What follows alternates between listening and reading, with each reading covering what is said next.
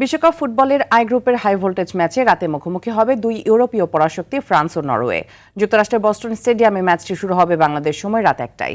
এদিকে একই সময় টরন্টো স্টেডিয়ামে একই গ্রুপের বাঁচা মরার লড়াইয়ে ইরাকের মুখোমুখি হবে সেনেগাল। বিস্তারিত জানাচ্ছেন কাজী মাহিমা হাসান।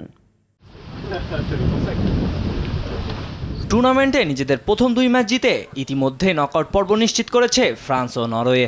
দুই ম্যাচ শেষে ৬ পয়েন্ট নিয়ে গোল ব্যবধানে এগিয়ে থেকে টেবিলের শীর্ষ স্থানে রয়েছে সাবেক বিশ্ব চ্যাম্পিয়নরা। গ্রুপ চ্যাম্পিয়ন হওয়ার জন্য ড্রই যথেষ্ট দিদিয়ার দেশমের দলের।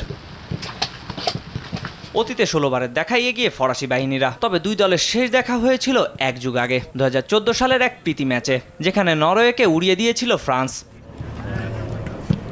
পরিসংখ্যান ও শক্তির বিচারে ফরাসিরা এগিয়ে থাকলেও নরওয়েকে হালকাভাবে নেওয়ার সুযোগ নেই। আর্লিং হাল্যান্ডের মতো বিশ্বমানের গোল মেশিন আর ওডেগারের মতো মিডফিল্ডার নিয়ে নরওয়ে এখন যে কোনো দলের জন্যই আতঙ্কের নাম। যদিও শীর্ষস্থান ছিনিয়ে নিতে হলে হাল্যান্ডদের করতে হবে অসাধ্য সাধন, পেতে হবে পূর্ণ ৩ পয়েন্ট।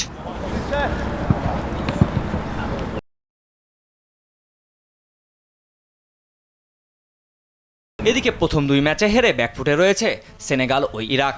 দুই দলের সামনেই কেবল তৃতীয় স্থান পাওয়ার লড়াই। বড় ব্যবধানে জিতলে থাকবে নকআউটে যাওয়ার সুযোগ, আর ড্র কিংবা পরাজয় হলে দুই দলের জন্যই বাজবে বিদায়ের ঘণ্টা। যদিও ইরাকের ইতিহাস খুব একটা সুখকর নয়। ১৯৮৬ সালের পর এই প্রথম জায়গা পাওয়া দলটি বিশ্বকাপের মঞ্চে এখনও কোনো ম্যাচে জিততে পারেনি। তবে নরওয়ের বিপক্ষে ম্যাচে দলের ১ নম্বর গোলরক্ষক এডওয়ার্ড মেন্ডির হাঁটুর চোটে ছিটকে যাওয়ায় বড় ধাক্কা খেয়েছে সেনেগাল। তার অনুপস্থিতিতে গোলবারের দায়িত্ব সামলাবেন অনভিজ্ঞ মেরি দাওয়াও। রক্ষণভাগের এই দুর্বলতার সুযোগ নিয়ে সেনেগাল বদের ছক কষছে ইরাক। কাজী মাহিম হাসান, RTV।